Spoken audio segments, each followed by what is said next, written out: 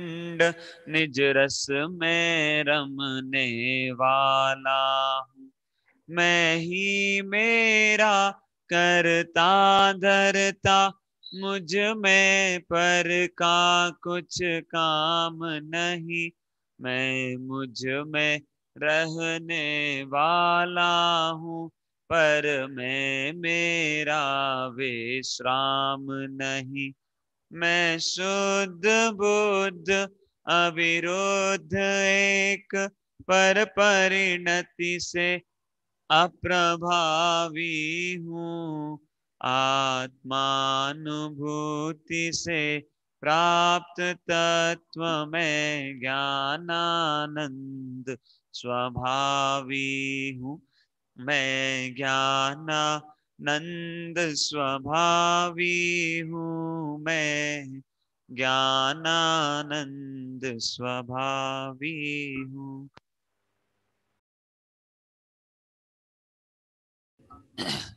शुरू करते हैं हम लोग एक साथ। हम सभी हमारी समय सार की, ग्रंथादिराज समय सार की यह कक्षा चल रही है। कल मैंने आपको बोला था, आपके मन में क्वेश्चन भी आया था, कुछ बच्चे बोल रहे थे भैया हम तो इतने इतने हैं, इतने इतने छोटे छोटे बच्चे हैं और हम लोग कैसे समय सार पढ़ेंगे, है ना संप्रति हिया। हम तो छोटे छोटे से बच्चे हैं, समय सार बड़े लोग पढ़ते हैं ना अतिशय। नहीं, ऐसा किसने कहा कि समय सार बड़े लोग पढ़ते हैं? ऐसा नहीं होता। जो पढ़ता है ना वो बड़ा बन जाता है। क्या बोला समकृति मैंने? जो पढ़ता है वो बड़ा बन जाता है। ठीक है, ध्यान रखना। इसलिए ये मत समझना कि समय सार तो बड़े लोग पढ़ते हैं, भैया हम तो छोटे छोटे बच्चे हैं। ऐसा नहीं होता। ठीक है, चलो बहुत बढ़िया, है ना, बहुत बढ़िया। तो हम शुरू करते हैं। कल हमने बात किसकी की थी? कल हमने बात की थी, कल हमने बात की थी, हम 2000 ईयर पहले गए थे। कितने ईयर्स पहले गए थे? 2000 ईयर्स पहले, है ना। जो लोग लेट आए थे या फिर जो लोग कल नहीं आए थे वो लोग अभी ध्यान से सुने, 2 मिनट में हम जल्दी से रिवाइज करेंगे, है ना। चलो बहुत बढ़िया। तो हमने बात की थी, हम गए थे 2000 ईयर्स पहले। कितने ईयर्स पहले? बहुत बढ़िया, 2000 मतलब 2000 साल पहले, फर्स्ट सेंचुरी में। कब? फर्स्ट सेंचुरी में। अच्छा, हमारी ट्रेन का नाम क्या था? जल्दी बोलो। एक्सप्रेस। बहुत बढ़िया, समय सार एक्सप्रेस से हम लोग कहां गए थे? 2000 ईयर्स पहले गए थे, है ना। फर्स्ट सेंचुरी में हम गए थे। अब फर्स्ट सेंचुरी में हम गए, 2000 ईयर्स पहले गए। हमने एक भक्ति भी की थी ना, छोटी सी 2 लाइन बोली थी। एक साथ बोलेंगे, ठीक है? फिर अपन जल्दी स्टार्ट करेंगे एक साथ, जल्दी अवधि, ठीक है? चलो बोलो। ग्रंथ समय सार हमें प्राणों से प्यारा, ग्रंथ समय सार हमें प्राणों से प्यारा। यही है वो शास्त्र हो, यही है वो शास्त्र जिसने लाखों को तारा। ग्रंथ समय सार हमें प्राणों से प्यारा। क्या बात है, अतिशय क्यों नहीं बोल रहा है? क्लैपिंग भी नहीं कर रहे। एक साथ बोलना है, फिर से लास्ट टाइम। ग्रंथ समय सार हमें प्राणों से प्यारा, ग्रंथ समय सार हमें प्राणों से प्यारा। बहुत बढ़िया, है ना। ग्रंथ समय सार हमें प्राणों से प्यारा, ये हमने भक्ति की और हम पहुंच गए थे फर्स्ट सेंचुरी में। फर्स्ट सेंचुरी में हम कौन से आचार्य से मिले थे? बहुत बढ़िया, आचार्य धरसेन से। किससे मिले थे हम? एशना। हाँ, समकृति याद करना है ना अवधि। आचार्य धरसेन से हम मिले थे। किससे मिले थे सम्यक? आचार्य धरसेन से। ठीक है शाश्वत। अब आचार्य धरसेन से हम 2000 ईयर्स पहले मिले। अब आचार्य धरसेन के पास कौन कौन से 2 आचार्य आए थे?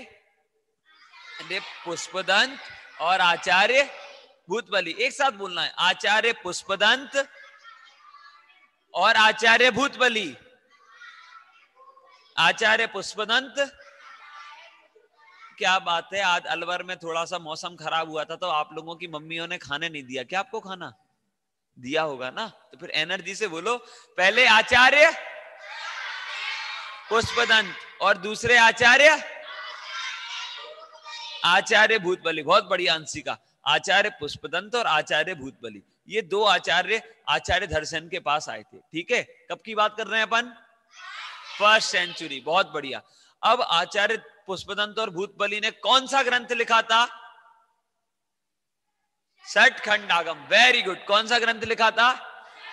याद रखना है, याद नहीं रखोगे तो गड़बड़ हो जाएगा। हाँ बैठ जाओ, है ना, याद रखना है, भूलना नहीं है। बेटा चटाई और ले लो, पीछे से आगे ले लो चटाई, वो वाली है ना, आप ले लो, है ना। भैया लोग अलग बैठ जाओ, दीदी लोग अलग बैठो, दो दो चटाई अलग अलग कर लो। चलो तो हाँ, आचार्य पुष्पदंत और भूतबली ने कौन सा ग्रंथ लिखा था समकृति? षट्खंडागम। कौन सा? षट्खंडागम ग्रंथ। ठीक है, अब षट्खंडागम ग्रंथ कौन से नंबर का ग्रंथ है? पहले नंबर का, फर्स्ट सेंचुरी में। और फर्स्ट नंबर का ग्रंथ कौन सा लिखा गया था? षट्खंडागम। बहुत बढ़िया, वेरी गुड, क्या बात है, इतने इंटेलिजेंट बच्चे हो आप लोग, मजा आ गया। ठीक है सम्यक। अब फर्स्ट सेंचुरी में षट्खंडागम ग्रंथ सबसे पहले लिखा गया। फिर क्या हुआ ओजस्वी? आचार्य धरसेन ने प्रेरणा दी थी और लिखा था आचार्य पुष्पदंत और आचार्य भूतबली ने। अब इन दोनों ने ये ग्रंथ लिखा। ये कौन सा श्रुत स्कंद था? पहला, प्रथम श्रुत स्कंद। कौन सा श्रुत स्कंद था? प्रथम श्रुत स्कंद। वर्ड याद रखना है, ठीक है, वर्ड्स याद रखना है। अनन्या, अरहम, ठीक है, आदिश, प्रथम श्रुत स्कंद का ग्रंथ है। कौन से श्रुत स्कंद का? अरहम, मिहिका, कौन से श्रुत स्कंद का? प्रथम श्रुत स्कंद का ग्रंथ है। कौन सा? षट्खंडागम, है ना। इतनी बात हमने कल की थी। और फिर मैंने आपको बताया था कि ये तो हुआ प्रथम श्रुत स्कंद, लेकिन हमें किसके बारे में पढ़ना था? हमें आचार्य कुंद कुंद के बारे में, समय सार के बारे में, है ना। तो ये एक प्रश्न मेरे से सम्यक ने किया। कल भी मैंने आपको बोला था कि आप मुझसे क्वेश्चन पूछना। हाँ, क्या क्वेश्चन करने बोला था? कि समय सार क्या है, समय सार क्यों पढ़ा रहे हैं, है ना। ये क्वेश्चन मैंने आपसे करने को बोला था, तो आपने कहा था मुझसे आज पूछोगे, कहा था ना। अरे कहा था कि नहीं कहा था? तो फिर पूछो भैया समय सार क्यों पढ़ रहे हैं? बेटा भैया तो पढ़ रहे हैं, आप लोग पूछो भैया हमें समय सार क्यों पढ़ा रहे हो? देखो ऐसा है, ध्यान से सुनना इश्ना। समय सार जो ग्रंथ है ना, वो मैंने आपको पहले ही बोला, बड़े लोगों के पढ़ने का है ऐसा नहीं है, है ना। सभी लोग पढ़ सकते हैं, चाहे वो बच्चे हो चाहे बड़े हो, कोई भी हो, सभी लोग समय सार ग्रंथ पढ़ सकते हैं। तो हम आपको क्यों पढ़ा रहे हैं, उसके दो रीजन है। कितने रीजन है? अरे कितने रीजन है? अरे सम्यक ऐसे हाथ नहीं उठता क्या, संप्रति ऐसे बोलना पड़ता है। कितने रीजन है? शाश्वत दो रीजन है। अब पूछो भैया कौन कौन से, जल्दी पूछते जाया करो। हाँ देखो बताता हूं।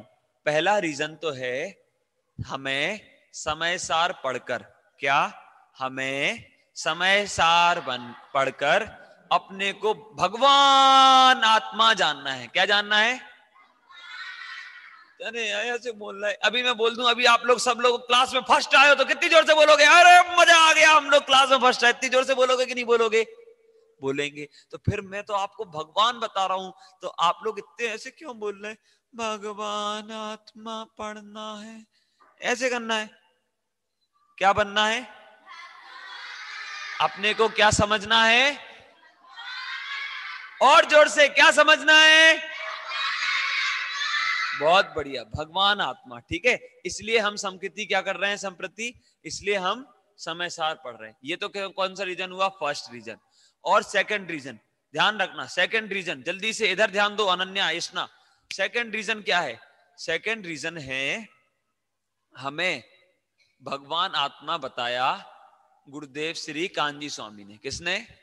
गुरुदेव श्री कांजी स्वामी ने। ये आपको पीछे फोटो दिख रही है? दिख रही है कि नहीं? सभी को दिख रही है? इसमें ये वाली जो फोटो है, ये है आचार्य कुंद कुंद की, इस तरफ जो फोटो है ना, और उधर जो है वो गुरुदेव श्री कांजी स्वामी की। ठीक है, इन्होंने हमें क्या किया? इन्होंने हमें भगवान आत्मा बताया। क्या किया? भगवान आत्मा बताया। अब इनको समय सार जी ग्रंथ मिले 100 ईयर साल हो रहे हैं। कितने ईयर्स हो रहे हैं? दिख रहा है ना पीछे 100 लिखा हुआ है, सबको दिख रहा है? अरे दिख रहा है कि नहीं दिख रहा है? दिख रहा है। तो ये 100 ईयर्स गुरुदेव को समय सार जी ग्रंथ में ले हुए, तो हमें भी समय सार पढ़ना है, हमें भी क्या करना है, इसको याद करके भगवान आत्मा समझना है। तो उनको 100 वर्ष हो रहे हैं और हमें भी उसकी वैल्यू है ना, तो इसलिए हम इस समय सार के बारे में समझेंगे। ठीक है, चलो अब हम स्टार्ट करते हैं। ठीक है, आप लोग तैयार हो? हाँ जी, अरे तैयार हो? हाँ जी, बहुत बढ़िया, इतनी एनर्जी रखा करो। अभी अभी तो खाना खा के बैठे हो, फिर अभी पूरा डाइजेस्ट कर लो, ठीक है, अच्छे से एनर्जी से। चलो सुनो, तो अब ध्यान से सुनो। अब अपन 2000 ईयर्स पहले थे और 2000 ईयर के भी हम पहले चलते हैं। ठीक है, और पहले हम चल रहे हैं, और मैंने आपको बोला था मैं आपको बहुत सारी स्टोरी सुनाऊंगा, बोला था कि नहीं बोला था? बोला था। तो कृति आज भी मैं आपको एक बहुत अच्छी स्टोरी सुना रहा हूँ। क्या कर रहा हूँ? बहुत अच्छी स्टोरी सुना रहा हूँ। ठीक है, मेरे लिए तो बहुत अच्छी है। अब आप लोग सुनने के बाद बताना कि अच्छी लगी कि नहीं लगी। ठीक है, अपन लोग समय सार एक्सप्रेस में हैं और समय सार लिखा है आचार्य कुंद कुंद ने। किसने लिखा? आचार्य कुंद कुंद ने। मैंने आपको बताया था कल कितने ग्रंथ लिखे हैं उन्होंने, टोटल कितने? क्या बात है, बहुत बढ़िया, 84 ग्रंथ लिखे थे, 84 पाहुड़, 84 पाहुड़। कितने? 84 पाहुड़। अवेलेबल कितने हैं? 12 हैं। बहुत बढ़िया। चलो तो अब हम समझते हैं, हम आचार्य कुंद कुंद की बात कर रहे हैं। आचार्य कुंद कुंद ने 84 जो पाहुड़ लिखे थे ना, उनमें से एक लिखा था समय सार। क्या लिखा था? समय सार। क्या लिखा था? बहुत बढ़िया, समय सार जी ग्रंथ आचार्य कुंद कुंद ने लिखा था। ठीक है, हाँ, रचना की थी, लिखा था, एक ही बात है। ठीक है, चलो अब उन्होंने तो 2000 पहले लिखा, 2000 ईयर पहले लिखा था, लेकिन उन्होंने मीका 2000 ईयर पहले लिखा, लेकिन हिया अनुकृति हमने क्या किया, उन्हें वो समयसार ग्रंथ कैसे मिला, है ना, या फिर उन्हें वो समयसार ग्रंथ को लिखने जितना ज्ञान कैसे आया, है ना, ये सारी पूरी उनकी लाइफस्टाइल के बारे में, उनकी लाइफ के बारे में हम पूरा जो है वो अभी पढ़ने वाले हैं। ठीक है, आज ही नहीं, अपन तो अभी डेली क्लास चलेगी, 8 दिन तक तो डेली चलेगी, सारी चीजें पढ़ेंगे। ठीक है, चलो अब हम लोग बहुत साल पहले हैं। ठीक है, जल्दी से अपनी एक्सप्रेस में बैठ जाओ, टाइम मशीन आई, आंख बंद जल्दी, सभी की, सभी की आंख बंद जल्दी। और हम लोग जा रहे हैं एक फॉरेस्ट की विजिट करने। कहां जा रहे हैं? अरे कहां जा रहे हैं? फॉरेस्ट की विजिट करने, मतलब जंगल में जा रहे हैं। कहां जा रहे हैं? जंगल में। समकिति जंगल में पहुंची कि नहीं पहुंची, जल्दी बताओ। आपको बड़े बड़े हरे हरे बड़े बड़े पेड़ दिख रहे हैं कि नहीं दिख रहे हैं? दिख रहे हैं। एक वहां आपको लॉइन दिख रहा है कि नहीं दिख रहा है? उसकी आवाज ऐसे आई, आई कि नहीं आई? आई। ठीक है, चलो ऐसा हमें वो लॉइन दिखा। ठीक है, ऐसा वो शेर हमें दिखा, हमने कुछ नहीं कहा उससे, हमने देख लिया। अब आपने देखा, क्या देखा? उस जंगल में, उस जंगल में, जिस जंगल में हम गए हैं ना, उस जंगल में एक मुनिराज बैठे हैं। कौन बैठे हैं? अरे मुनिराज बैठे हैं। और हमने क्या किया, अतिशय शाश्वत, हम लोग गए, हमने मुनिराज के दर्शन किए। क्या किया? मुनिराज के दर्शन किए। और मुनिराज की बहुत जोर से 3 बार हाथ ऊपर करके जय बोली। बोलो समस्त दिगंबर वीतरागी संतों की जय हो, जय हो। बहुत बढ़िया। ठीक है, ऐसे हमने मुनिराज की जय बोली। ठीक है आदिश, बहुत बढ़िया। अब सम्यक अवधि हमने वो मुनिराज की जय बोली और हमने मुनिराज को नमोस्तु बोला। अब वो मुनिराज क्या है, सभी जीवों को धर्म का उपदेश दे रहे हैं। दिख रहे हैं आपको? आपको सुनाई दे रहा है? वो मुनिराज सबको बोल रहे हैं कि आप भगवान हो, आप सभी भगवान बन सकते हो, सभी आत्माएं बराबर हैं, जो जीव पुरुषार्थ करेगा वो भगवान बन सकता है, अरहम भी भगवान बन सकता है, सम्यक, अनुकृति, मानसी, निमित्त, काव्य, सब भगवान बन सकते हैं, सब भगवान बन सकते हैं। ऐसा किसने बताया? वो मुनिराज ने। किसको बताया? हम सभी को। अब वो मुनिराज ने बताया, और एक वो मुनिराज के पास है ना एक ग्रंथ सा रखा हुआ था। क्या रखा हुआ था? दिया, ग्रंथ रखा हुआ था। अब मुनिराज ने उपदेश दिया और अपन लोग सब लोग अपनी अपनी जगह चले गए, है ना, सब लोग अपने अपने गांव में वापस चले गए। लेकिन गांव में वापस चले गए, कुछ टाइम बाद हमने देखा वहां पर एक ग्वाला। कौन? अरे ऐसे बोल देते हो, ग्वाला कौन? अब आप लोग इसलिए आराम से बोलते हो क्योंकि आपको पता ही नहीं है कि ग्वाला क्या होता है ना। तो क्या हुआ ओजस्वी, एक ग्वाला, ग्वाला मतलब होता है समकिती, जो गाय चराता है ना, गाय गाय भैंस होती है ना, उनके ऐसे करता है। ठीक है, कौन करता है ऐसे? ग्वाला। ग्वाला ऐसे किसको चराता है? गायों को चराता है। ठीक है, गाय को, भैंस को, इन सबको आराम वो ग्वाला चराता है ना, वो कहलाता है ग्वाला। तो अब वो ग्वाला क्या हुआ था, उस जंगल में गाय चराने के लिए आया था। क्यों आया था? गाय चराने के लिए। तो अब गाय चराने के लिए आया था। पहले क्या होता था, दीदी सो गए क्या? नहीं सोए, वो स्माइल करके बता रही नहीं सोए। चलो हाँ, तो ध्यान से सुनना। तो अब वो जो ग्वाला था, वो ग्वाला गायों को चराने सुबह छोड़ गया था। अब वो शाम को वापस लेने आया। जब सारी गायों ने घास वगैरह खा ली तो वो शाम को वापस लेने आया। आपको दिख रहा है वो ग्वाला वापस लेने आया है? आया है। लेकिन क्या हुआ, जब वो ग्वाला वापस लेने आया, ध्यान से सुनना, जब वो ग्वाला वापस अपनी गायों को लेने आया तो क्या हुआ? पूछो जल्दी भैया, क्या हुआ? ये बच्चे जो मेरे सामने बोल रहे हैं वो बोल रहे हैं पूछो भैया क्या हुआ। भैया पूछेंगे कि आप बोलोगे? पूछो भैया क्या हुआ। हाँ अब बताता हूं, ठीक है एशना। क्या हुआ कि वो जो ग्वाला गाय चराने आया था, अपन एक पोयम बोलते हैं, पोयम के साथ साथ अपनी स्टोरी आगे चलेंगी। ठीक है, बोलोगे मेरे साथ एक साथ? ठीक है, एंजॉय करते हुए। आंख खोल लो, आंख खोल लो सभी एक साथ मेरे साथ। एशना, अनन्या, हाथ खोल, आंख खोल लो, इधर देखो जल्दी एक साथ। एक गांव में था एक ग्वाला, एक गांव में था एक ग्वाला, कौन देश था बड़ा निराला। ये क्या है? उस ग्वाले का नाम है। क्या है? उस ग्वाले का नाम है। क्या नाम है? कौंडेस। क्या है नाम? कौंडेस। क्या है नाम?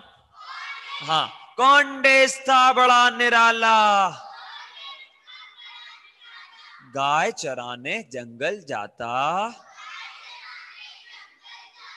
क्यों जाता था वो जंगल में? गाय चराने। गाय चराने जंगल जाता, दिवस ढले वह घर को आता, दिन ढलते वह घर पर आता। मतलब सुबह सुबह जाता था और जब शाम होने लगती थी ना, तब वो अपनी गायों को लेकर वापस आ जाता था। अब क्या हुआ, यहां तक की स्टोरी मैंने आपको बताई। ठीक है, अब क्या हुआ, एक दिन जब उसने अपनी गायों को छोड़ दिया, फिर जब वो गायों को लेने के लिए शाम को वापस गया, तो कृति क्या हुआ, उस जंगल में, क्या उस जंगल में जहां वो गायों को चराने गया था, वहां पर लगी हुई थी बहुत जोरदार आग। क्या लग गई थी? पूरा जंगल क्या हो रहा था? अरे आग, आग जलेगी तो पानी थोड़ी बरसेगा, ठंडा थोड़ी होगा। क्या हुआ था? जंगल जल रहा था। दिया, पूरा जंगल जल रहा था, पूरा पूरा ओजस्वी, पूरा पूरे पेड़ जल गए। वो जो उसकी गायें थी वो जंगल के बाहर भाग रही हैं और पूरा जंगल जो है वो क्या हो गया? जल रहा था, जल गया। लेकिन एक पेड़ ऐसा था, क्या? एक पेड़ ऐसा था जिसमें आग नहीं लगी। पूरा जंगल जल रहा है, बीच में है मानव पेड़, और यहां भी जैसे यहां वाली पेड़, यहां यहां यहां यहां यहां वाले सारे पेड़ और हम जल गए, लेकिन वो पेड़ नहीं जला। क्या हुआ? वो पेड़ नहीं जला, सारे पेड़ जल गए। ठीक है काव्य, निमित, सारे पेड़ जल गए और वो पेड़ नहीं जला। देखो बोलना आगे। एक दिवस जब जंगल पहुंचा, एक दिवस जब पहुंचा जंगल, जला हुआ था सारा जंगल, जला हुआ था सारा जंगल। एक वृक्ष था हरा भरा, एक वृक्ष था हरा भरा। ग्वाला अचंभित हुआ बड़ा, अचंभित मतलब उसको लगा अरे सारे पेड़ जल रहे हैं और ये पेड़ क्यों नहीं जल रहा। आप लोगों के मन में भी क्वेश्चन आया था कि नहीं आया? मधु जी बोलो, आया ना, कि पूरा जंगल जल रहा है और एक पेड़ नहीं जल रहा है, ऐसा कैसे हो सकता है ना। तो अब उस जो ग्वाला था उसने क्या किया, उसके मन में एक्साइटमेंट हुई। क्या हुआ हिया? उसके मन में आदर्श एक्साइटमेंट हुई। क्या एक्साइटमेंट हुई शिवी? उसने सोचा अरे यार सारा जंगल जल रहा है मानसी, और ये एक पेड़ क्यों नहीं जल रहा अवधि, ऐसा उसने सोचा।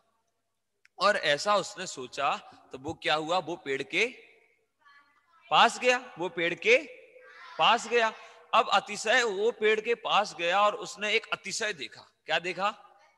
अतिशय मतलब अतिशय नाम का बच्चा नहीं देखा, अतिशय मतलब उसने एक ऐसा जादू देखा।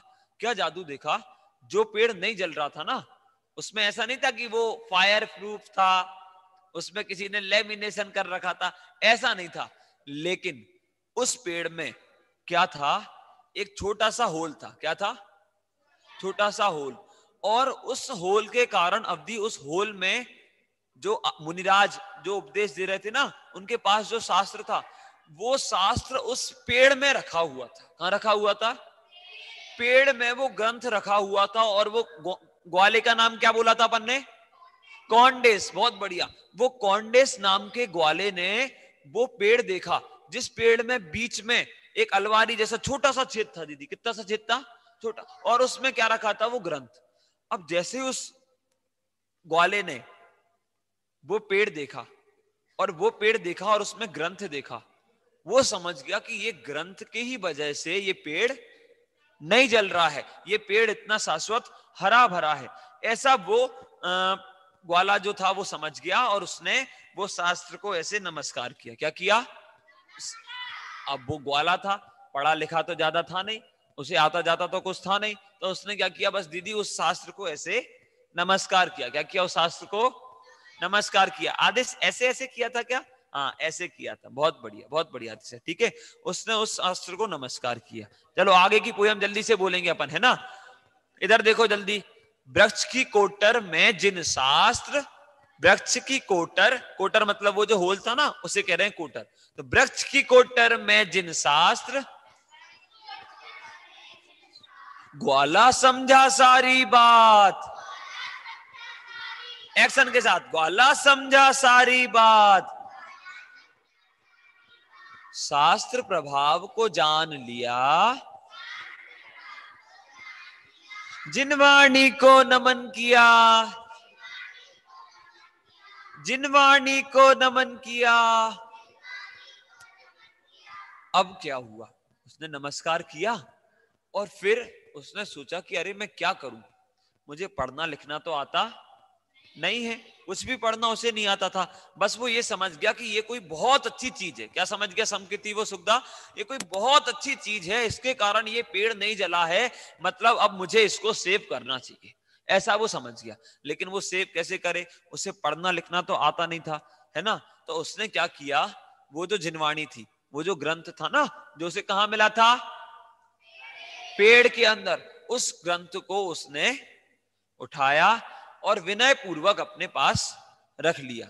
अब वो उसने सोचा, क्या सोचा? उसने सोचा संप्रति कि मैं जो ये ग्रंथ है ना, क्या सोचा स्वाति दर्शिता? उसने सोचा कि मैं जो ये ग्रंथ है ना, इसको क्या करूंगा, क्या करूंगा कि वो जो मुनिराज थे जिनके पास ये ग्रंथ था, या और कोई मुनिराज जो मुझे मिलेंगे, मैं उनको ये ग्रंथ दे दूंगा। क्या सोचा? कि वो मैं ये ग्रंथ किसी मुनिराज को दे दूंगा। क्या सोचा? मैं ये ग्रंथ किसी मुनिराज को दे दूंगा। ऐसा किसने सोचा? हिया दिया। किसने सोचा ऐसा? इसना ग्वाले ने, है ना। अब ग्वाले ने ऐसा सोचा और वह ग्रंथ को अपने साथ ले गया। कुछ दिन बीत गए, वो ग्रंथ वो अपने पास संभाल के रखे रहा, ढूंढता रहा। अब जब जंगल की आग भी बुझ गई, रोज वो वहां जाता और दिया किसी को ढूंढता, कोई मिले मिले।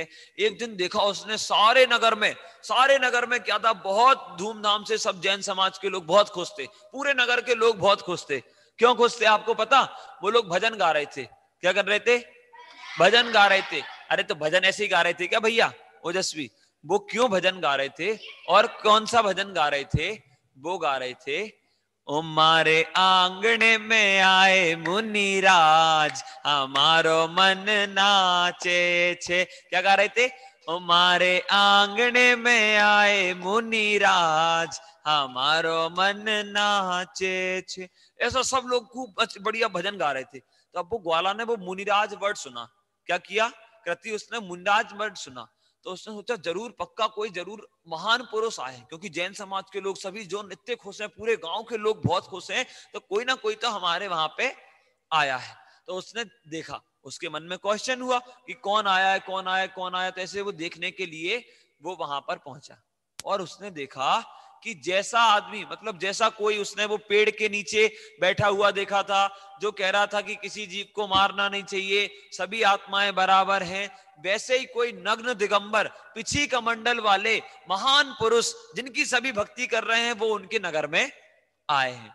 और सब लोग जिसकी भक्ति कर रहे हैं पक्का ये कोई बहुत बढ़िया आदमी है ना। और वो उसने पहले भी मुंडाज को जंगल में देखा था।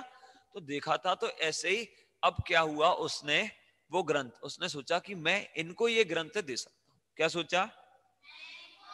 मैं इनको, ऐसे बोला। क्या सोचा उसने? बहुत बढ़िया। हाँ, कुछ लोगों ने तो वैसे मुंह चला दिया, पता नहीं क्या बोल दिया। क्यों अवधि? क्या सोचा उसने? कि मैं इनको ये ग्रंथ दे सकता हूं। ऐसा सोचकर आदेश, वो जो समकिति, वो जो ग्वाला था ना कौंडेस नाम का, वो ग्वाला वो ग्रंथ अपने घर से लेकर गया। और उसने, किसने? वो ग्वाले ने क्या किया? उस ग्वाले ने वो ग्रंथ उन मुनिराज को दे दिया, उन मुनिराज को भेंट कर दिया। किसने? वो कौंडेस नाम के ग्वाले ने। ठीक है, जल्दी अपन आगे पढ़ते हैं, जल्दी आगे पोयम बोलना एक साथ, ठीक है। आदर सहित उठाया शास्त्र, आदर सहित उठाया शास्त्र, पूजा करता था दिन रात। घर पे रखा था ना, तो उसको बिल्कुल डेली नमस्कार करे, उसको बहुत अच्छे अपने घर पे ऊंचे स्थान पर रख दिया। ऐसा नहीं कि हम लोग पाठशाला पढ़ने आते हैं, बैग रखा और जमीन में रख दिया, ऐसे नहीं करते। जिनवाणी थी जमीन में ही रख दी, बेड पे ही रख दी, जिधर खा रहे उधर ही जिनवाणी पड़ी है, ऐसे नहीं। उस ग्वाला जो जैन नहीं था, जिसने पहली बार शास्त्र को देखा था, उसने इतनी विनय पूर्वक अपने घर में ऊंचे स्थान पर जिनवाणी को रखा। अब हमें कहां रखना चाहिए? पैर पे रखना चाहिए क्या? नहीं रखना चाहिए। बेड पे रखना चाहिए क्या? नहीं रखना चाहिए। जहां खा रहे वहां रखना चाहिए क्या? नहीं, बिल्कुल नहीं, है ना। क्यों? क्योंकि उसमें बहुत पाप लगता है हमें। अच्छा चलो, फाड़ फूड़ के तो जैसी मुड़ रही हो ऐसी मोड़ मार के जैसी चाय रख दो, ऐसे नहीं, ऐसे नहीं। विनय पूर्वक हमें जिनवाणी को रखना चाहिए। इतनी बात वो ग्वाला जानता था, फिर हम और आप तो समझते हैं ना। बहुत बढ़िया। तो इसलिए हमें जिनवाणी की विनय करना चाहिए। तो वो क्या करता था? पूजा करता था दिन रात। एक दिवस आए मुनिराज, हर्षाया तब जैन समाज। नाच उठा ग्वाला यह सुनकर, नाच उठा ग्वाला यह सुनकर, शास्त्र दान का चिंतन कर कर। मतलब उसने सोचा अरे मुनिराज आए हैं, इनको मैं वो ग्रंथ भेंट कर सकता हूं, ऐसा उसने सोचा। और क्या किया उसने? मुनिराज को वह ग्रंथ ले जाकर भेंट किया। क्या किया उसने? मुनिराज को वह ग्रंथ लेकर जाकर क्या किया सुखदा? भेंट किया। ठीक है। मुनि के कर में दिया सुशास्त्र, अच्छे से इजी लैंग्वेज में बोलते हैं, मुनि के हाथों दिया सुशास्त्र, मुक्ति प्राप्ति का बना सुपात्र। शाश्वत मतलब अब उसने एक ग्रंथ दिया। किसने? ग्वाले ने। किसको? मुनिराज को। और यहां पर ऐसा कह रहे हैं कि अब वो मोक्ष जाने का भागी बन गया, अब वो मोक्ष मार्ग पर आगे बढ़ रहा है। कौन है इसना? कौन? वो ग्वाला। शाश्वत कौन? मीका। वो ग्वाला मधु जी, उसकी बात कर रहे हैं। और वो ग्वाला अब मुक्ति प्राप्ति का क्या बन गया? सुपात्र बन गया। और फिर कुछ समय बाद जब वो बड़ा होता गया, है ना, और एज उसकी बढ़ती गई बढ़ती गई बढ़ती गई, बूढ़ा हुआ, लेकिन उसका जीवन बहुत शांति से, है ना, किसी से लड़ाई झगड़ा नहीं, बिल्कुल। अब जिनवाणी जिसको मिल जाती है वो तो अच्छे जीव होते हैं ना। आप लोग भी अच्छे जीव हो कि नहीं हो? ऐसे बोल रहे हैं, ये होंगे, पता नहीं, आपने बोल दिया तो होंगे ही ऐसे। अरे बोलो, हो कि नहीं हो? हाँ जी, बहुत बढ़िया समकिति, वेरी गुड, है ना। चलो, तो अब आपको पता, वो मुनिराज को उस ग्वाले ने ग्रंथ भेंट किया। इसके बाद जब उसका उस भाव में उसकी आयु खत्म हुई, जब वो मतलब आयु खत्म हुई मतलब वो मर गया कुछ टाइम बाद। सभी जो है वो बूढ़े हो जाते हैं तो फिर कुछ टाइम बाद चले जाते हैं। तो ऐसे ही वो ग्वाला जो था ना, उसकी भी क्या हुई, कुछ समय बाद मृत्यु हो गई। अब आयु पूर्ण कर, क्या आयु पूर्ण कर मतलब उस भाव में जब उसकी डेथ हुई, उसके बाद वो एक गांव में, गांव का नाम मैं आपको बताऊंगा, ठीक है। एक गांव में वो एक सेठ जी के यहाँ, किसके यहाँ? सेठ जी के यहाँ वो ग्वाले का जन्म हुआ। क्या हुआ? जन्म हुआ। मतलब एक छोटे से बच्चे के रूप में, छोटा सा बच्चे होते हैं ना, बच्चे तो छोटे ही पैदा होते हैं, तो वो छोटे से बच्चे के रूप में वो ग्वाला अगले भाव में वो एक सेठ जी के यहाँ पैदा हुआ। कहाँ हुआ? अरे कहाँ हुआ? संप्रति ने बढ़िया एक्शन किया। ऐसे ऐसे कहाँ पैदा हुआ? सेठ जी के यहाँ। अब आप लोग पूछ ही नहीं रहे कि भैया कौन सा गांव था, पूछो भैया कौन से गांव में। मधु जी ध्यान से सुनना, मैं आपसे पूछूंगा। उस गांव का नाम है कौंड कुंदपुर। क्या नाम है? अरे क्या नाम है? अरहम। क्या बात है गुणव, वेरी गुड गुणव। क्या नाम है? कौंड कुंदपुर। क्या नाम है सुहानी? कौंड कुंदपुर। आदर्श ध्यान रखना, अर्चेस, है ना भाई। क्या नाम था? कौंड कुंदपुर में वो जो ग्वाला था, वो एक सेठ जी के यहाँ क्या हुआ? उसका जन्म हुआ। अब उस ग्वाले का जब सेठ जी के यहाँ जन्म हुआ, कौन से पुर में हुआ? कौंड कुंदपुर में। अब कुछ समय बाद वो बालक धीरे धीरे धीरे धीरे धीरे धीरे बड़ा हुआ। ध्यान रखना, उनके घर वालों ने, उनके पिता ने उस बालक का नाम रखा पद्म। क्या नाम रखा? क्या नाम रखा? अरे क्या नाम रखा? पद्म नाम रखा। गांव का नाम? गांव का नाम कौंड कुंदपुर। ठीक है दीदी, क्या नाम था? कौंड कुंदपुर। अरहम, ध्यान से, कौंड कुंदपुर में अरहम वो छोटा सा बालक पैदा हुआ, उसका नाम क्या रखा? पद्म। ठीक है, ध्यान रखना। अब आपको पता, कौंड कुंदपुर में तो वो ग्वाला पैदा हुआ, मतलब उसका अगला भाव जो वो छोटा सा बालक एक सेठ जी के यहाँ, और उसका नाम तो रख दिया घर वालों ने, क्या? पद्म। अब धीरे धीरे धीरे धीरे धीरे धीरे सभी बच्चे बड़े होते हैं, है ना। ऐसा थोड़ी होता है सब एकदम से बड़े हो जाएं, नहीं होता ना। ऐसे वो भी बालक धीरे धीरे धीरे धीरे धीरे धीरे बड़ा हुआ। लेकिन उसने मुनिराज को क्या दिया था? क्या दिया था? शास्त्र दिया था ना, वो ग्रंथ दिया था। इसलिए उसका इतना क्षयोपशम, अच्छा क्षयोपशम मतलब याद करने की शक्ति, है ना, बिल्कुल जल्दी से हर चीज याद हो जाए, बहुत इंटेलिजेंट जन्म से ही, मतलब बिल्कुल छोटे से ही बहुत इंटेलिजेंट। कितने से ही? बिल्कुल छोटे से ही, मतलब इतने छोटे से। आपकी एज क्या है? 11 साल। बहुत बढ़िया, देखो मैंने सही आदमी की तरफ उंगली की। ये भाई की एज है 11 साल, ठीक है। आपकी एज 11 साल है, और वो जो छोटा सा बालक था ना, वो जो बहुत इंटेलिजेंट, धीरे धीरे धीरे धीरे शुरू से ही उनके एकदम बिल्कुल मन जो है वो जिनवाणी पढ़ने में लगता, है ना। बिल्कुल हमेशा वो सत्य की खोज करता रहता। क्या करता रहता वो बालक?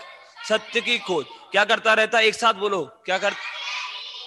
अब वो सत्य की खोज करता है, उसे वो सोचता सत्य कहाँ मिलेगा, कहाँ सत्य है, सुख कहाँ पर है। हम लोग सभी भी तो यही करते हैं, क्या करते हैं? सुख की खोज करते हैं, सुख कहाँ मिलेगा। सुबह से उठे तो खाने लगे, पहले ब्रश करने लगे तो भैया जिसमें मुंह से स्मेल नहीं आए, कुछ नहीं आए, तो उससे सुख मिलेगा। फिर खाने लगे, है ना। सब जितनी भी चीजें होती हैं, सब चीजें हम सुख के लिए करते हैं। लेकिन सुख मिला क्या आज तक?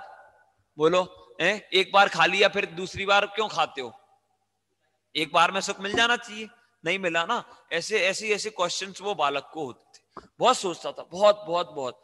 फिर उसे धीरे धीरे धीरे धीरे जब वो ये भैया की एज का हो गया, कितनी एज का कृति, 11 साल का, कितने साल का, 11 साल का। आधे से ज्यादा बच्चे जो कैमरा ऑन करके बैठे हैं, जो ऑफ करके बैठे हैं उनका तो मुझे नहीं पता, लेकिन जो ऑन करके बैठे हैं आधे से ज्यादा बच्चे जो है वो 11 साल से कम के हैं, आधे से ज्यादा। कुछ बच्चे हैं जो 11 से ऊपर के हैं, लेकिन सम्यक आपकी एज के जब वो हुए, इतने में तो उस बालक ने 11 साल की उम्र में मुनि दीक्षा धारण कर ली।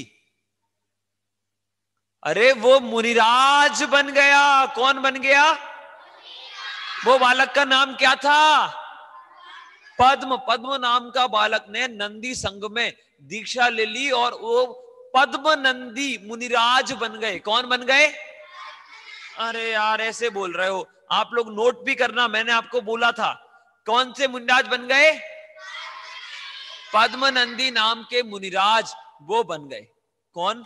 वो इतना सा बालक, वो ग्वाले का जीव जिसने शास्त्र दान वो मुनिराज को किया था, और वो अगले भव में वो सेठ जी के यहां पैदा हुआ, और सेठ जी के यहां पैदा होकर वो उसने कितने वर्ष की उम्र में मुनिराज बन गए? 11 वर्ष की उम्र में वो मुनिराज बन गए, और उनका नाम क्या हो गया? पद्मनंदी मुनिराज। क्या नाम हुआ? ओजस्वी दिया, पद्मनंदी मुनिराज। अब ध्यान रखना, मैं आपको ऐसे ऐसे बहुत सारे नामों की उनकी स्टोरी सुनाने वाला हूं, बहुत सारे नामों की, ठीक है? अभी ये एक नाम हुआ, क्या नाम हुआ? पद्मनंदी मुनिराज, ठीक है?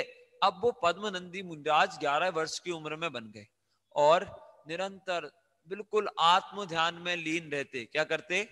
आत्म ध्यान में लीन रहते और कोई काम नहीं। रत्नात्रय के धारी हो गए ना। रत्नात्रय कौन कौन से होते हैं? नहीं पता। अपन लोग अलवर में बैठे हैं और मंदिर का नाम भी क्या है? रत्नात्रय जैन मंदिर। और रत्नात्रय जैन मंदिर होते हुए भी हमें रत्नात्रय नहीं मालूम भैया। एक साथ बोलेंगे, बोलो सम्यक दर्शन। अरे अरहम क्यों नहीं बोल रहा है? गुना एक्शन के साथ, सम्यक दर्शन, सम्यक ज्ञान, सम्यक ज्ञान, सम्यक चारित्र, सम्यक चारित्र। पहला सम्यक चश्मा नहीं, हाँ दर्शन, चश्मा कोई नहीं बोलेगा। पहला सम्यक दर्शन, दूसरा सम्यक अरहम, दूसरा सम्यक, और तीसरा है सम्यक, सम्यक चारित्र। ये तीनों क्या कहलाते हैं? रत्नात्रय। क्या कहलाते हैं? रत्नात्रय। तीन रत्न, रत्नात्रय मतलब तीन रत्न। ऐसे तीनों रत्न कहां मिलते हैं? कौन सी दुकान पे मिलते हैं? मुंबई में मिलते होंगे ना, अच्छा डायमंड का मार्केट है। सूरत में मिलते होंगे। कहां मिलते हैं? मंदिर में मिलते हैं। बताओ, फिर मुझे भी दिलवा दो 2-3-4। देखो, ये सम्यक दर्शन ज्ञान चारित्र कोई डायमंड के नाम नहीं है। सुनो, डायमंड के नाम तो हैं, लेकिन जड़ पुद्गल डायमंड के नाम नहीं है। ये हमारी आत्मा के गुण हैं। क्या है सम्यक? हमारी आत्मा के गुण हैं। सभी में होते हैं कि किसी किसी में होते हैं?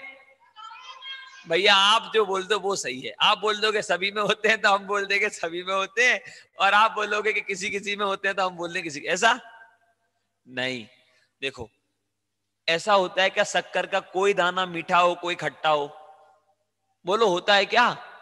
अलवर में शक्कर मीठी होती हो और हमारे खनिया दाना में या फिर ये दिया के पास दिल्ली में शक्कर खट्टी होती हो, ऐसा होती है क्या? नहीं होती। अच्छा, तुम्हारे घर की मीठी हो, तुम्हारे घर की खट्टी। अच्छा, अमेरिका में तो खट्टी होती होगी शक्कर, तो बोलो, जोर से बोलो। नहीं होती है, नहीं होती है। जब नहीं होती है तो फिर शक्कर क्या है? मतलब मिठास क्या है? शक्कर का गुण है। मतलब सभी जगह वो है जो मीठी मीठी होती। ऐसी रत्नात्रय हमारी आत्मा के क्या है? गुण है। हमारे क्या है? गुण है। लेकिन हमने उसको जाना नहीं है ना? तो बहुत इजी है। अपने आत्मा को, अपने को आत्मा मान लो तो सम्यक दर्शन हो गया। अपने को आत्मा जान लो तो सम्यक ज्ञान हो गया। और अपने को आत्मा जानते रहो, मानते रहो, जानते रहो, मानते रहो, जानते रहो, मानते रहो, तो सम्यक चारित्र हो गया। बस इतना इजी है, बस इतना सा इजी है। और ऐसे रत्नात्रय के धारी मुनिराज, कौन कौन, कौन से मुनिराज?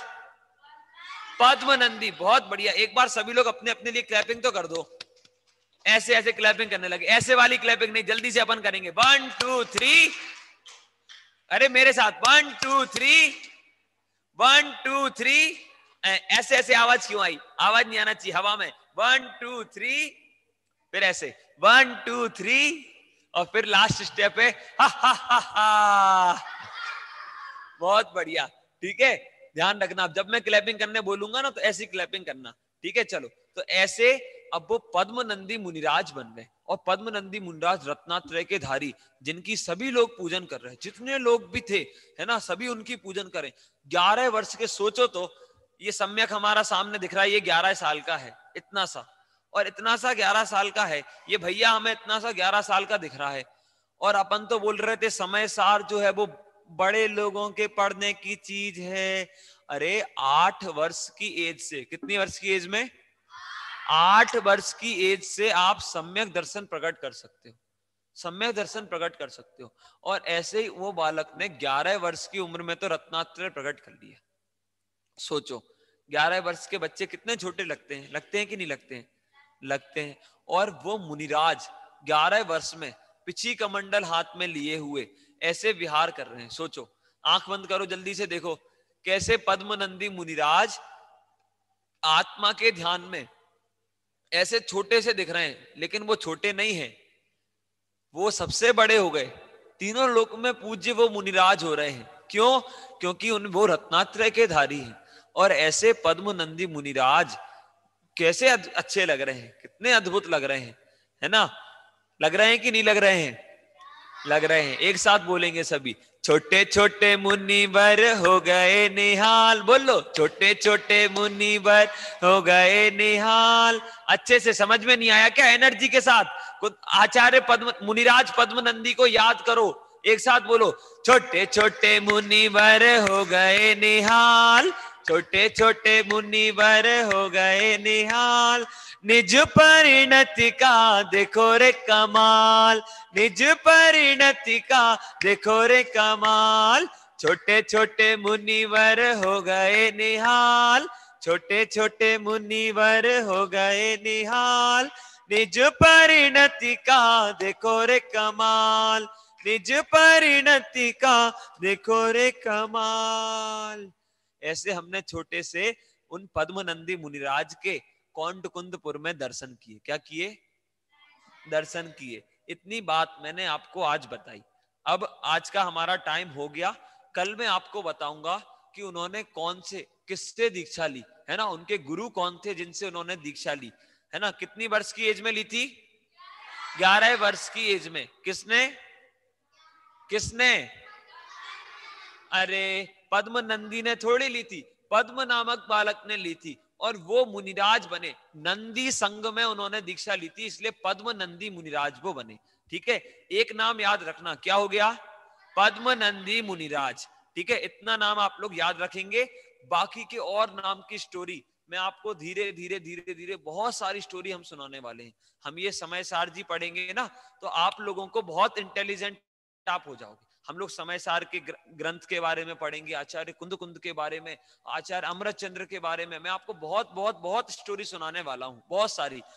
बस आपको टाइम ध्यान रखना 6:30 से 7:15 तक, ठीक है। और आगे हम समय सार ग्रंथ के बारे में, इस समय सार ग्रंथ में बहुत अच्छी अच्छी स्टोरी है। ग्रंथ में स्टोरी है, आपको पता नहीं है, मैं आपको निकाल निकाल के बताऊंगा। ऐसे ऐसे बढ़िया बढ़िया एग्जाम्पल हैं, मैं आपको निकाल निकाल के बताऊंगा और आपको बहुत मजा आएगा। फोटो भी दिखाऊंगा, है ना। हम बहुत ऐसी ऐसी ड्राइंग्स देखेंगे, ऐसे ऐसे चित्र देखेंगे, वो एनिमेटेड रूप में भी हम देखेंगे और सब देखेंगे। स्टोरी भी मैं आपको दिखाऊंगा, लेकिन आपको टाइम रखना और जुड़े रहना है। हम पूरी साल भर समय सार की क्लास चलाएंगे, ठीक है। चलो, बहुत बढ़िया, ठीक है। अभी हमने ऐसे पद्मनंदी नाम की बात की। एक साथ जयकारा लगाएंगे और इसके बाद हम अभी यहां से आध्यात्मिक पाठ एक साथ करेंगे। जोर से जयकारा लगाएंगे, ठीक है। बोलो ग्रंथाधिराज समय सार परमागम महाशास्त्र की जय हो, जय हो, जय हो। क्या बात है। आचार्य कुंद कुंद देव की जय हो, जय हो, जय हो। बहुत बढ़िया, वेरी गुड, ठीक है। अभी हम सभी यहां पर क्लास यहीं खत्म करते हैं, और अभी हम यहां से एक साथ आध्यात्मिक पाठ करेंगे। आप लोग जो ऑनलाइन जुड़े हुए हैं वो भी स्क्रीन पर देखकर पाठ कर सकते हैं। सिर्फ पाठ करेंगे नहीं, हम उनका अर्थ भी समझेंगे, है ना। तो उन अर्थ की भी चर्चा करेंगे थोड़ी थोड़ी संक्षेप में बीच बीच में। तो आप सभी लोग बैठकर पाठ पढ़ सकते हैं, है ना। चलो बहुत बढ़िया।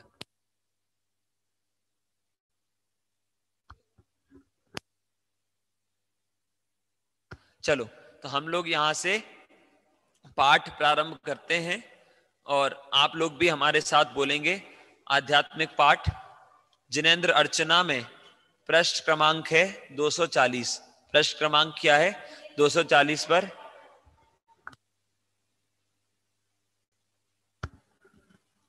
अमूल्य तत्व विचार हम यहां से पढ़ेंगे।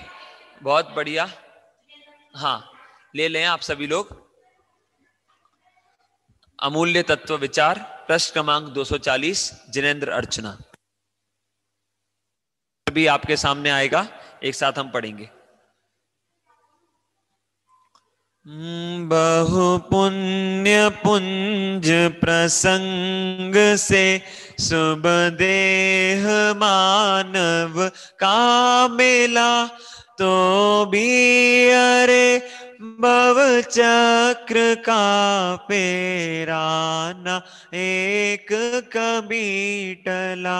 सुख प्राप्ति हेतु प्रयत्न करते सुख जाता दूर है।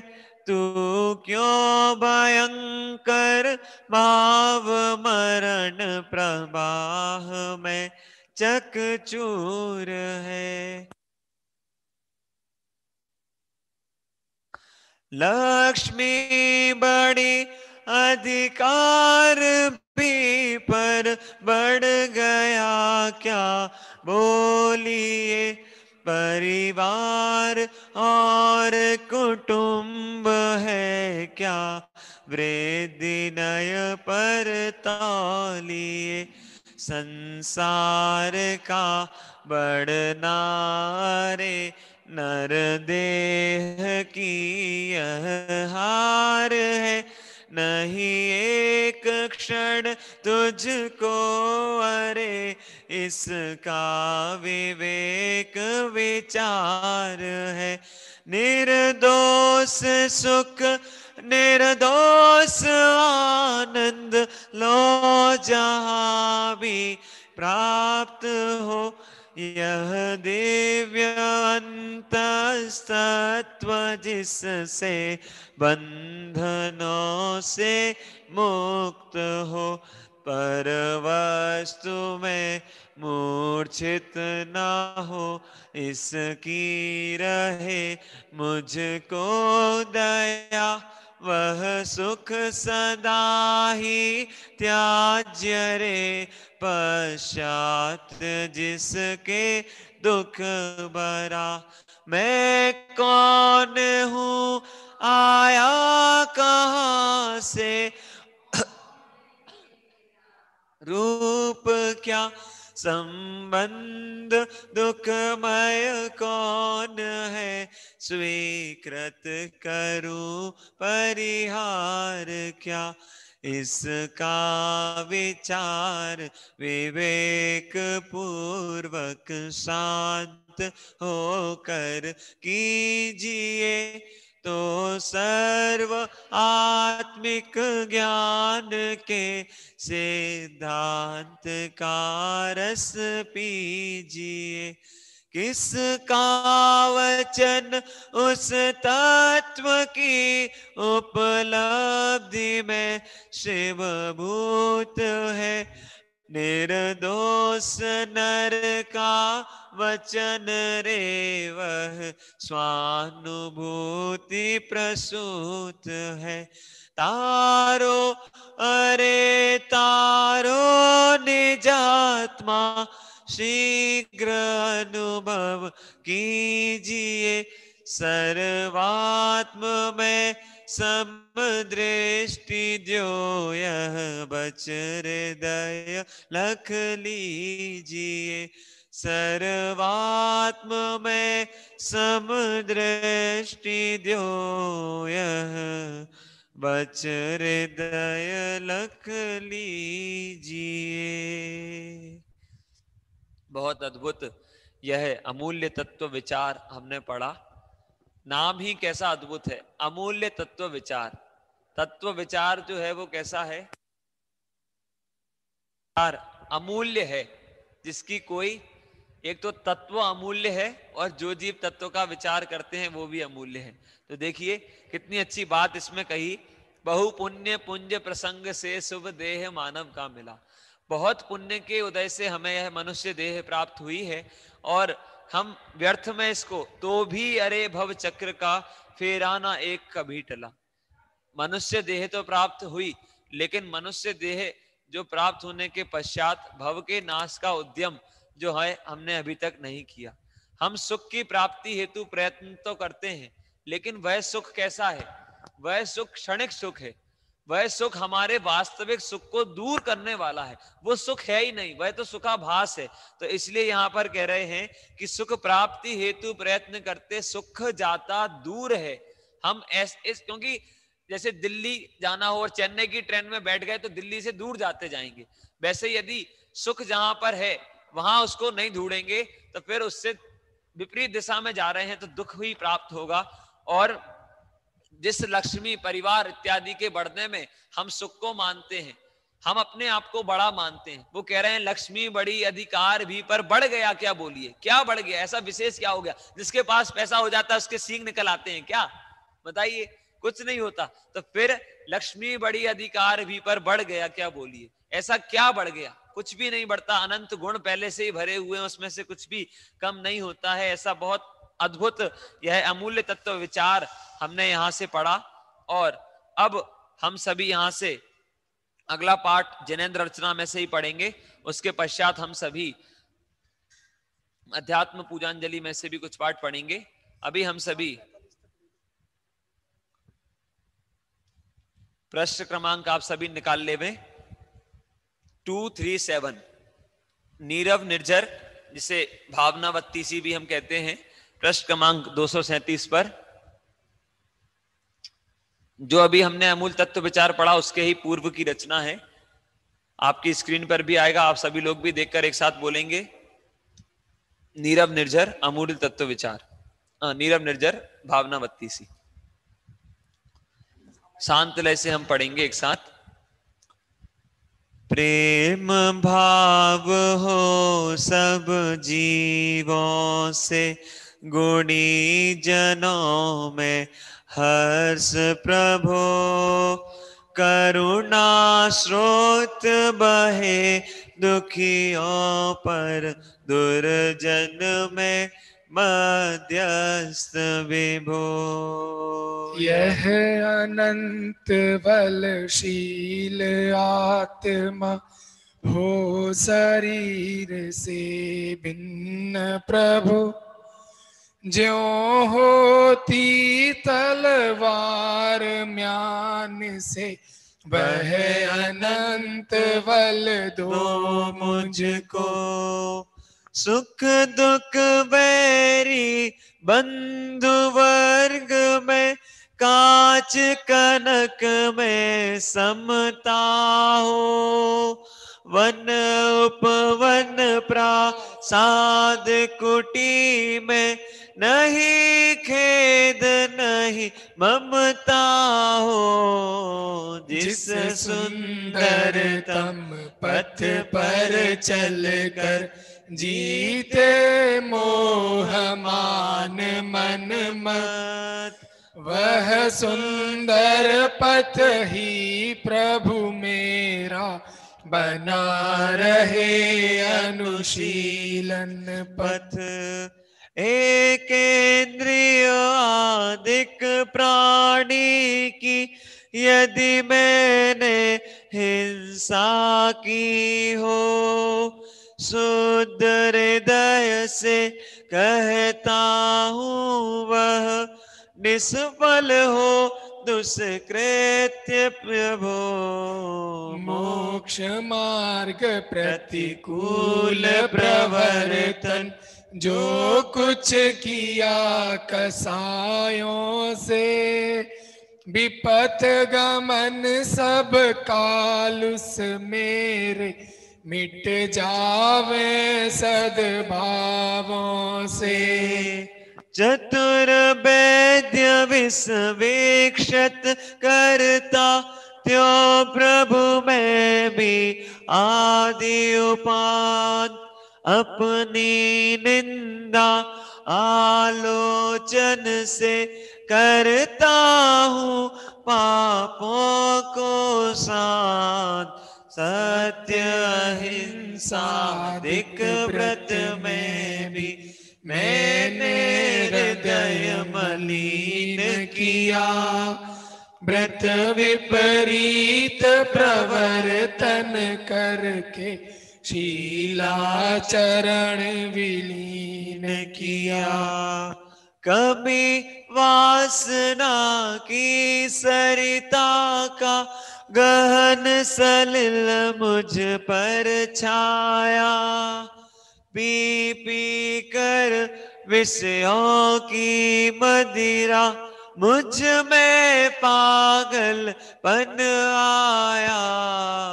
मैंने छली और माया भी हो असत्य आचरण किया। पर निंदा गाली चुगली जो मुँह पर आया वमन किया। निरभिमान उज्ज्वल मानस हो सदा सत्य का ध्यान रहे। निर्मल जल की सरिता सदृश ही में निर्मल ज्ञान बहे।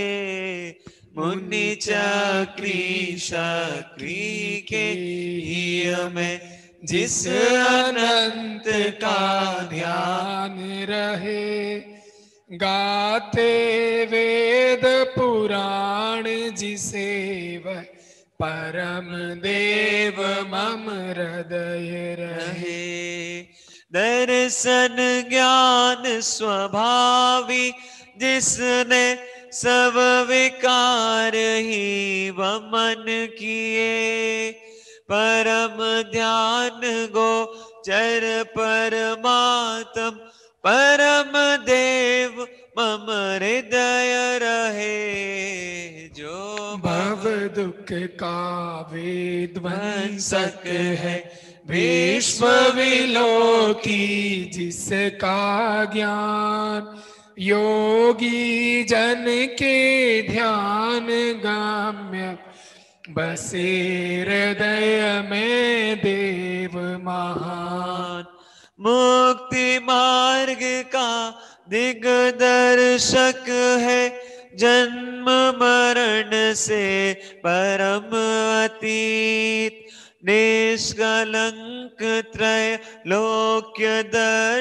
वह देव रहे मम हृदय समीप। निखिल विश्व के वशीकरण में राग रहे ना द्वेष रहे।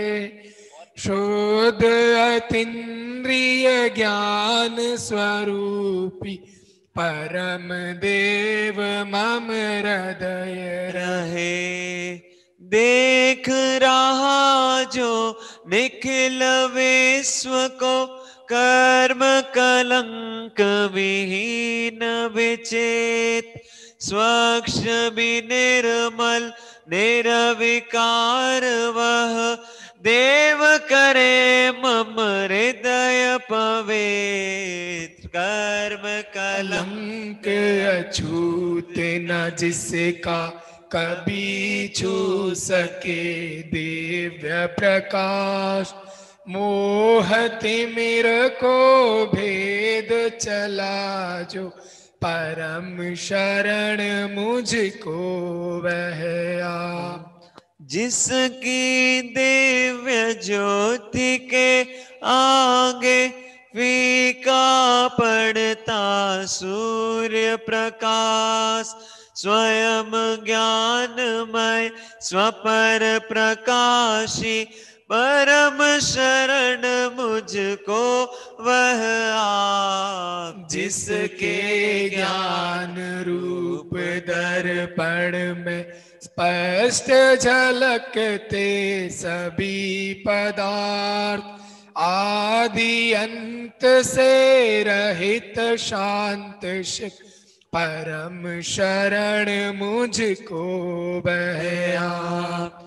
जैसे अग्नि जलाती तरु को तैसे नष्ट हुए स्वयं, भय विषाद चिंता सब जिसके परम शरण मुझको वह दे। तृण चौकी शिल शैल शिखर नहीं, आत्म समाधि के आसन, संस्तर पूजा संघ सम्मिलन नहीं समाधि के साधन। इष्ट वियोग अनिष्ट योग में विश्व मनाता है मातम, हे सभी है विश्व वासना उपादेय निर्मल आत्म। बाह्य जगत कुछ भी नहीं मेरा, और न बाह्य जगत का मैं, यह निश्चय कर छोड़ बाह्य को, मुक्ति हेतु नित स्वस्थ रमे। अपनी निधि तो अपने में है, अपनी निधि तो अपने में है, बाह्य वस्तु में व्यर्थ प्रयास। जग का सुख तो मृग तृष्णा है, झूठे है उसके पुरुषार्थ। अक्षय है शाश्वत है आत्मा, निर्मल ज्ञान स्वभावी है। जो कुछ बाहर है सब पर है, कर्माधीन विनाशी है। तन से जिसका ऐक्य नहीं हो, सुतती मित्रों से कैसे। देर्म दूर होने पर तन से, चर्म दूर होने पर तन से, रोम समूह रहे कैसे। महाकष्ट पाता जो करता, पर पदार्थ जड़ देह संयोग। मोक्ष महल का पथ है सीधा, जड़ चेतन का पूर्ण वियोग। तो संसार पतन के कारण उन विकल्प जालों को छोड़, निर्विकल्प निर्द्वंद आत्मा फिर लीन उसी में हो। स्वयं किए जो कर्म शुभाशुभ, फल निश्चय ही बेदेते। करें आप फल दे अन्य तो, स्वयं किए निष्फल होते।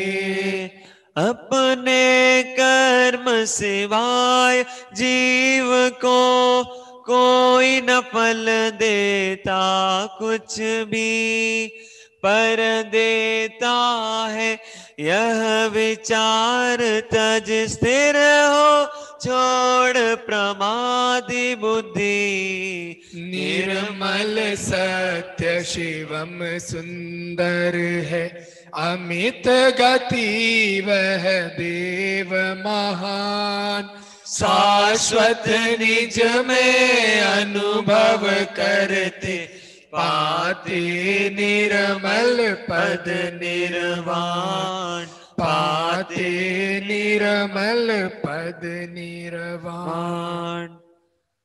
कितनी अद्भुत यहाँ पर हमने यह भावना 32 पढ़ी। पृष्ठ क्रमांक 296 जिनेंद्र आराधना में से हम अगला पाठ अपना लेंगे। उसके पूर्व इसमें कितनी सुंदर चर्चा हमने यहाँ पर पढ़ी है, आप सभी ने विचार किया होगा। एक एक बात इसमें, सब चीजों अन्य जो चीज हम करते हैं उन सब का निषेध भी किया। मतलब जिन चीजों को हमने आदर्श मान रखा है, जिन चीजों में हमने धर्म मान रखा है, उन चीजों का इसमें निषेध भी किया और वास्तविक धर्म का स्वरूप भी बताया। हम जिस चीज के पीछे दौड़ रहे हैं, शुभ भाव के पीछे या अच्छे कर्म करने के पीछे या कर्मों से बचने के पीछे, या जैसी हमारी प्रवृत्ति हो गई है कि हम चाहते हैं कि अच्छे जो कर्म है उनका फल तो हमें मिल जाए, और जो बुरे कर्म है जो किए हम ही ने हैं लेकिन उनका फल हमें ना भोगना पड़े या कोई और भोग ले। तो ऐसी जो हमारे मन में विचार आ जाते हैं, या जो हमें कर्म की स्थिति का, कर्मोदय का हमें जो विचार नहीं होता है, हम पाप कार्यों को आनंद पूर्वक करते जाते हैं, उसके संबंध में रंच मात्र भी विचार नहीं करते हैं। वो सभी चीजों को इसमें बहुत सुंदर तरीके से और समझाते हुए, देखिए इसकी एक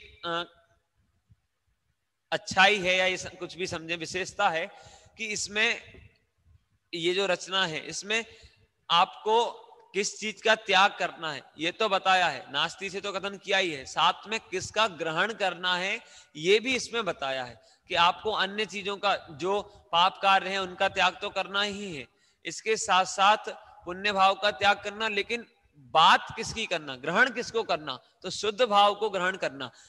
देखिए आपके लिए कोई एक बहुत बुरी चीज है, कीचड़ इत्यादि है, कीचड़ से अच्छा कोई आपको कोई और उत्तम पदार्थ दिख रहा होगा तो आप उसको लेना पसंद करेंगे। लेकिन आप उस उत्तम पदार्थ को कब छोड़ेंगे? कीचड़ से अच्छा कोई आपके हाथ में कोई ऐसा कोई फूल दे दे, कागज का फूल दे दे, मानो कागज का फूल दे दे तो आप उसको ले लेंगे। लेकिन यदि कोई आपको उससे भी उत्तम पदार्थ दे रहा है, कोई आपको कमल दे रहा है और पुष्प दे रहा है, तो आप उसको ग्रहण करना चाहेंगे। तो जब दिखाओगे कोई चीज अच्छी तभी तो लेंगे। तो ऐसे इसमें उन्होंने कहा कि हम जिस चीज को अच्छा मान के बैठे हैं, अब वो चीज कब छूटेगी? जब उससे अच्छी चीज दिखेगी। तो इसलिए इसमें बहुत सुंदर पंक्तियों से बताया कि अपनी निधि तो अपने में है, बाह्य वस्तु में व्यर्थ प्रयास, जग का सुख तो मृग तृष्णा है। मृग तृष्णा क्या होती है भाई साहब? मृग तृष्णा क्या होती है? मृग तृष्णा होती है, आप लोग तो राजस्थान के लोग हो, रेगिस्तान आपने देखे होंगे। रेगिस्तान में हिरण जो है वो पानी की तलाश में घूमे, और पानी की तलाश में वह हिरण घूमे, उसे चमक दिखती है, सूर्य के कारण रेत चमकती हुई दिखती है, उसे लगता है यहाँ पानी है, यहाँ पानी है, यहाँ पानी है। ये आगे भागता जा रहा, भागता जा रहा, भागता जा रहा, पानी है ही नहीं तो मिलेगा कैसे? ऐसे ही हम बाह्य वस्तु में व्यर्थ प्रयास, बाह्य वस्तुओं में सुख को ढूंढ रहे हैं निरंतर। 23 घंटे या मान लो अभी अष्टानी का पर्व चल रहे हैं तो 20-22 घंटे तो हमारे पापोदय में व्यतीत होते हैं, पाप भाव में। 4 घंटे 3-4 घंटे जो है वो हम धार्मिक क्रिया इत्यादि करते हैं, जिसे हम पुण्य भाव कहें उसमें करते हैं। और वो भी उससे क्या चाहते हैं कि हमें उससे सुख की प्राप्ति हो जाए, उससे हमें सारी चीजें मिल जाएं।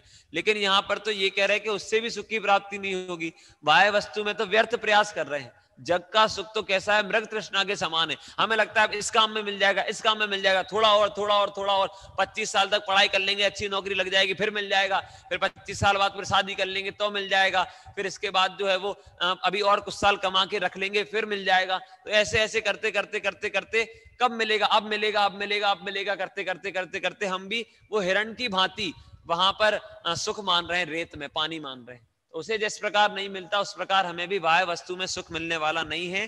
अपनी निधि तो अपने में है, और उस निधि का भी फिर बहुत सुंदर वर्णन, अक्षय है, शाश्वत है, आत्मा निर्मल ज्ञान स्वभावी है, ऐसा सुंदर इसमें वर्णन किया। और फिर ये पंक्तियां बहुत प्रसिद्ध हैं, स्वयं किए जो कर्म शुभाशुभ फल निश्चय ही वे देते, चाहे वो अच्छे कर्म हो चाहे बुरे कर्म हो। कल जो हमने वैराग्य पाठ पढ़ा था उसमें बहुत सुंदर पंक्तियां थी, बेरस होए विपाक समय अति सेवत लागे नीके। मतलब जब हम कर्म करते हैं उस समय तो हमारा विचार नहीं रहता, लेकिन जब उसका उदय आता है तो फिर वो जो है वो हमें दुखदायक लगते हैं। तो इसलिए जब कर रहे हैं उसी समय परिणामों को संभालना चाहिए, क्योंकि अपने अपने कर्मों को हम ही स्वयं भोगने वाले हैं, अन्य कोई नहीं। तो इसीलिए बहुत सुंदर उस शाश्वत आत्मा के अनुभव की प्रेरणा इसमें अंतिम पंक्तियों में दी। और एक बहुत सुंदर हम एक स्तुति यहां से पढ़ रहे हैं, शांतिनाथ भगवान की स्तुति है। हमारे सामने वेदी पर भी विराजमान है शांतिनाथ कुंथुनाथ अरनाथ भगवान। तो शांतिनाथ भगवान की स्तुति है। अध्यात्म पूजांजलि में आप पीछे की तरफ 24 सितंबर जो स्तुति है उसमें देख सकते हैं। जिनेंद्र आराधना संग्रह में पृष्ठ क्रमांक 296 पर है, और आप सभी के सामने जो ऑनलाइन साधर्मी जुड़े हुए हैं उनके सामने स्क्रीन पर आ गई है। आदरणीय रविंद्र जी आत्मन बड़े पंडित साहब के द्वारा रचित यह शांतिनाथ स्तुति। और देखिए, सिर्फ शांतिनाथ भगवान ही शांति देने वाले नहीं है, इसमें यह स्तुति लिखी तो शांतिनाथ भगवान के नाम से है, लेकिन सभी भगवंतों की शांत छवि होती है। हमारे कोई भगवान वीतरागी सर्वज्ञ के अलावा और कुछ नहीं होते, कोई रागी द्वेषी नहीं होते। तो इसलिए सभी का स्वरूप ध्यान में रखते हुए और भगवान की प्रतिमा हमें क्या संदेश दे रही है, ऐसा बहुत सुंदर यह वर्णन हमें इस स्तुति में पढ़ने मिलेगा। ऐसी भावना से भाई साहब, ऐसी भावना से आप ये स्तुति पढ़ें कि आगे से जब भी भगवान के दर्शन करें, जब भी भगवान को देखें, तब आपको ये स्तुति की पंक्तियां याद आए और जैसा इसमें वर्णन किया है वैसा स्वरूप अपना दिखाई दे। तब तो जो है ये स्तुति पढ़ना सार्थक होगी। एक साथ पढ़ेंगे बहुत शांत लय में, आप सभी लोग भी हमारे साथ बोलेंगे। प्रभु शांत छवि तेरी अंतर में है समाई, प्रत्यक्ष देख मूरत शांति हृदय में छाई। प्रभु शांत छवि तेरी अंतर में है समाई, प्रत्यक्ष देख मूरत शांति हृदय में छाई। शुभ ज्ञान ज्योति जागी, आत्म स्वरूप जाना, प्रत्यक्ष आज देखा चैतन्य का खजाना। जो दृष्टि पर में भ्रमती, वह लौट निज में आई, प्रत्यक्ष देख मूर्ति शांति हृदय में छाई। देखिए, आपको शांति पूर्वक पढ़ें। देखिए, यदि ऐसा वर्णन आता है कि नहीं, ऐसा भाव आता है कि नहीं, भगवान को देखकर जो दृष्टि पर में भ्रमती वह लौट निज में आई। आप लोग पेज नंबर बता देवे अध्यात्म पूजांजलि में, जिससे सभी लोग एक साथ बोल सकें। 347 पर अध्यात्म पूजांजलि में है।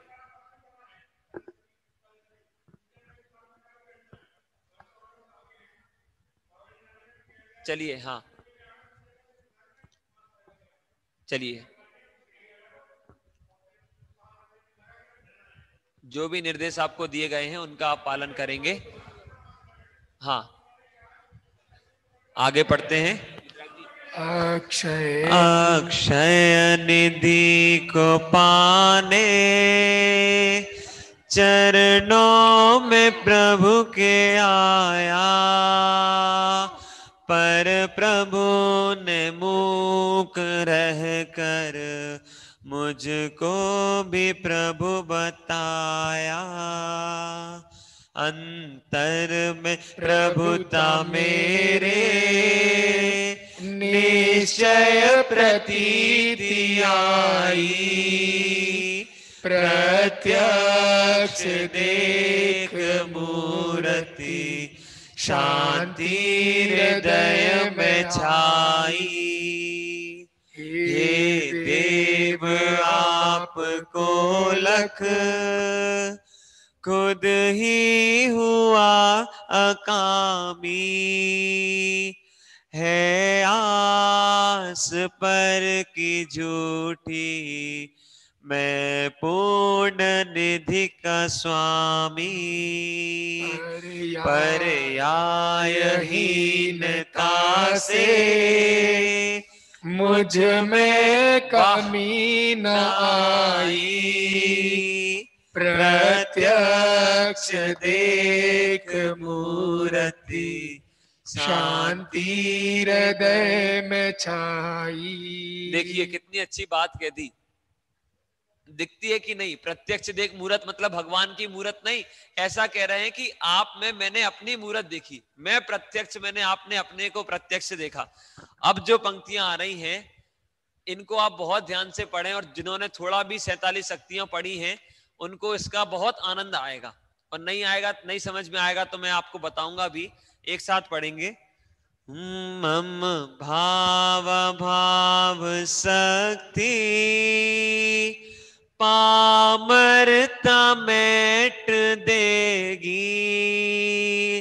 अभाव भाव शक्ति, प्रभुता विकास देगी। निश्चिंत होय दृष्टि, निज द्रव्य में समाई। प्रत्यक्ष देख मूर्ति, शांति हृदय में छाई। क्या कह दिया भाई साहब? समझ में आया कुछ? भाव अभाव भाव भाव क्या कह दिया?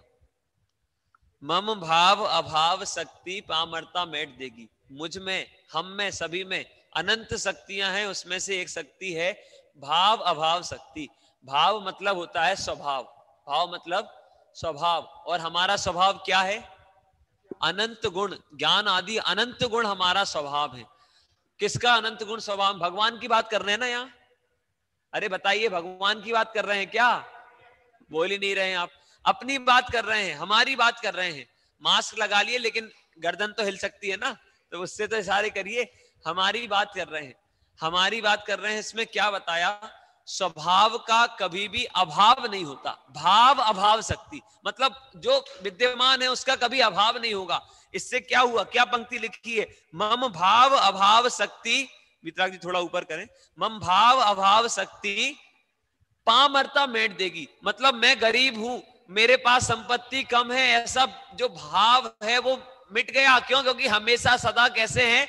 अनंत गुण वाले हैं। हमेशा अनंत गुण का स्वभाव मेरे पास विद्यमान है, और उसका एक समय के लिए, चाहे निगोद की अवस्था में जाए चाहे कहीं जाए, उसका एक समय के लिए भी अभाव नहीं होता। ऐसी शक्ति है जो पामरता को मेट देती है। और अभाव भाव शक्ति प्रभुता विकास देगी। हमारे पास किस चीज का अभाव है भाई साहब? किसी चीज का अभाव नहीं है, परिपूर्ण है। अब बताओ, अपने को परिपूर्ण लग के, जैसे दादा ने बहुत, जो मैं स्वयं भगवान हूं वाली पुस्तक दादा ने लिखी, उसमें उन्होंने उदाहरण रिक्शे वाले का दिया कि रिक्शा वाला है, उसके पास जो है वो रिक्शा चला रहा है, वो बहुत समय से रिक्शा चला रहा है, लेकिन उसको किसी ने बताया, न्यूज़पेपर में न्यूज आ रही है कि भैया रमेश कुमार और राजेश कुमार जैन जो हैं वो अपने 10 करोड़ रुपए बैंक में पड़े हुए हैं, बैंक इसको नीलाम कर रहा है, मतलब बैंक की संपत्ति मानी जाएगी यदि आप नहीं मिले तो, नहीं आए तो। इतनी कटिंग निकल रही, वो पढ़ रहा है, बार बार पढ़ रहा है, लेकिन उसे नहीं लग रहा है कि मेरी है। ऐसी हम बार बार पढ़ रहे हैं, नहीं समझ में आ रहा है मेरी है। और जिस मित्र को उसके पिताजी बता के गए थे, पिताजी के मित्र को, उन्होंने कहा कि भैया तुम्हारी संपत्ति है जिसकी न्यूज आ रही है, 10 करोड़ रुपए तुम्हारे हैं। अब बताओ, वो अपने आप को रिक्शा वाला मान रहा है क्या? अब वो अपने आप को गरीब मान रहा है क्या? नहीं मान रहा। ऐसे इसमें मैं स्वयं भगवान हूं, हमारे में कभी भी किसी चीज का अभाव नहीं होता, हमारा स्वभाव सदा विद्यमान रहता है। ऐसा कैसे पता चला? भगवान की मूरत को देखकर। अब निरंतर ऐसे विचार भगवान की मूरत को देखकर आना चाहिए। बहुत अद्भुत यह रचना है। पुनः ये पंक्तियां हम पढ़ेंगे। मम भाव भाव शक्ति पामरता मेट देगी, अभाव भाव शक्ति प्रभुता विकास देगी। निश्चिंत होय दृष्टि निज द्रव्य में समाई। प्रत्यक्ष देख मूर्ति शांति हृदय में आई। सर्वभूत कृष्ण निज प्रभु तज कर कहीं न जाऊं। जिन बहुत धक्के खाए विश्राम निज में पाऊं। हो नमन कोटि सह प्रभु शिव सुख डगर बताई। प्रत्यक्ष देख मूर्ति शांति हृदय में छाई।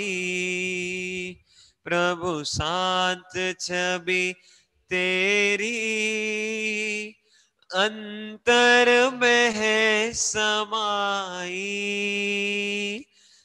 प्रत्यक्ष देख मूर्ति शांति हृदय में छाई। प्रत्यक्ष देख मूर्ति शांति हृदय में छाई। एक हम यहाँ से एक जिनेंद्र आराधना संग्रह एक अध्यात्म पूजनजलि देते हुए संक्षेप में हम सभी यहाँ से क्षमापना बोलेंगे। कल मेरे ख्याल में था, मैं बोलना भूल गया। आप सभी लोग हाथ जोड़ेंगे और आंखें बंद करेंगे और क्षमापना के पश्चात हमें आदरणीय डॉक्टर संजीव कुमार जी गोधा, आदरणीय भाई साहब का नाटक समय सार इस ग्रंथ पर बहुत मार्मिक प्रवचन सुनने को मिलेगा, जिसका हम सभी लाभ लेंगे। अभी एक साथ सभी हाथ जोड़कर आंखें बंद करें, जयकारा पहले लगाएंगे। बोले अनंतानंत सिद्ध परमेष्ठी भगवान की जय हो। द्वादशांगमयी जिनवाणी माता की जय हो। समस्त दिगंबर वीतरागी संतों की अनंतानंत सिद्ध परमेष्ठी भगवान की जय हो। हाथ जोड़ ले में सभी।